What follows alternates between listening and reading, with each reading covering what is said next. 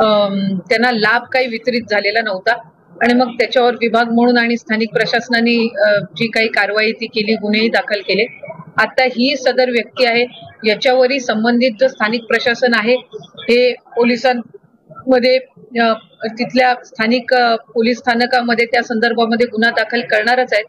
पण तत्पूर्वी ताबडतोब त्याचे जे काही 37-38 अकाउंट आहेत हे सील केले जातील आणि त्याच्यामध्ये कुठल्याही पद्धतीचा व्यवहार शासकीय योजनांचा असो अशासकीय योजनांचा हा निश्चितपणाने होऊ दिला जाणार नाही। मात्र हे आचारसंहिता तोंडावर आलेली आहे त्यामुळे नोटिफिकेशनला वेळ मिळत नाही। साधारणपणे आम्ही कुठलीही प्रक्रिया करत असताना त्याच्यामध्ये किमान 15 ते 20 दिवसांचा कालावधी व्हेरिफिकेशनला देत असतो। आपण पहिला हप्ता ज्या वेळेला 17 ऑगस्ट रोजी आपण रिलीज केला 1,07,00,000 महिलांचा, ते 1 जुलै ते 31 जुलै पर्यंतचे अर्ज होते आणि त्याची छाननी केली होती। 31 ऑगस्टला आम्ही जी काही 52 लाख महिलांची खात्यामध्ये जे डीबीटी केलं त्याचं व्हेरिफिकेशन 1 ऑगस्ट ते 24 ऑगस्ट पर्यंत जे अर्ज आलेले होते त्यांचे ते लाभ आम्ही वितरित केला होता। आणि आता जो लाभ 25 तारखेपासून सुरू आहे हा साधारणपणे पहिल्या 2 महिन्यामध्ये आधार सीडिंग न झालेल्यामुळे, बँक सोबत आधार लिंकेज न झालेल्यामुळे किंवा काही टेक्निकल कारणास्तव स्क्रुटिनी राहिलेल्या महिलांसहित ज्या 1,60,00,000 महिला आहेत ज्यांना पहिल्या 2 महिन्याचे लाभ गेलेले आहेत, महिन्याचा हप्ता आपण देत आहोत। त्याच्यामुळे व्हेरिफिकेशनसाठी साधारणपणे आम्ही पुरेसा कालावधी देत आहोत।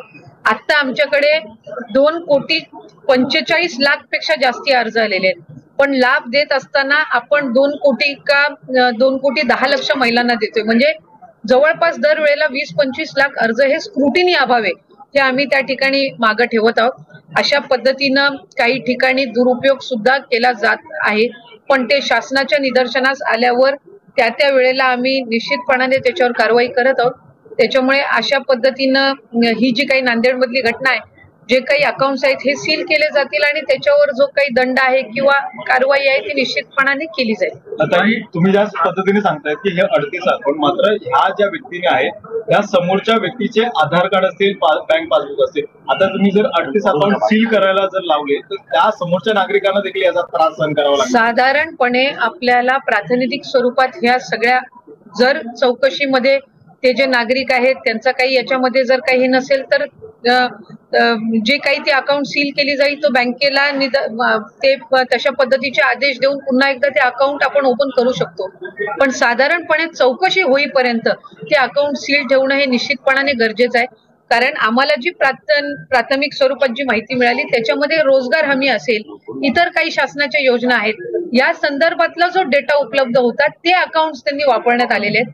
त्यामुळे जिल्हाधिकाऱ्यांच्या मार्फत एकदा सविस्तर त्याच्यामध्ये चौकशी झाली, जे निर्दोष असतील त्यांचे अकाउंट लगेचच चालू केले जाऊ शकतात, पण तात्पुरत्या स्वरूपात त्याची चौकशी होईपर्यंत त्या अकाउंटमध्ये कुठल्याही पद्धतीचा हे होऊ नये, व्यवहार होऊ नये। कारण जर त्या अकाउंट महिलांच्या नसतील तर मग त्याच्यामध्ये त्या खात्यामध्ये जे पैसे जमा झालेले आहेत तर त्या संदर्भात तर काही कारवाई करणं गरजेचं आहे। आणि मग जी काही सविस्तर चौकशी होईल त्याच्यानंतर जे काही ज्या नागरिकांचं काही त्याच्यामध्ये हे नसेल त्या अकाउंटचे हे पुन्हा एकदा अकाउंट सुरू करण्याचे निर्देश बँकेला देता येऊ शकतात। सरकारमुळे राज्याचे 5 दशकांपासून राज्यकारण प्रश्न असा होता की तर चौकशी झाल्यानंतर जी काही आहे ती करण्यात येईल। त्याच्यामुळे नावं फक्त महिलांची आहेत, आम्ही हे पण तिथं सूचना दिलेल्या आहेत की ज्या महिलांची नावं वापरण्यात आलेली आहेत फॉर्म भरण्यामध्ये त्यांना आधी या योजनेमध्ये, या लाडकी बहीण योजनेमध्ये आणि त्यांनी त्यांचा रेग्युलर अर्ज भरलेला आहे का, त्याला कुठलं अकाउंट दिलेलं आहे, त्याला कुठलं आधार कार्ड आहे, तर या संदर्भातली पण शहानिशा निश्चितपणाने चौकशीमध्ये होईल। अर्थकारण जे आहे ते कुठेतरी 5 दशकातलं बिघडलंय सरकारमुळे। 5 दशकातून पहिल्यांदाच जर महिलांना आर्थिकरित्या सक्षम करण्याच्या दृष्टिकोनातून महायुतीच्या सरकारने जर ही योजना आणली असेल तर याचं स्वागतच प्रत्येक स्तरावरून होत आहे।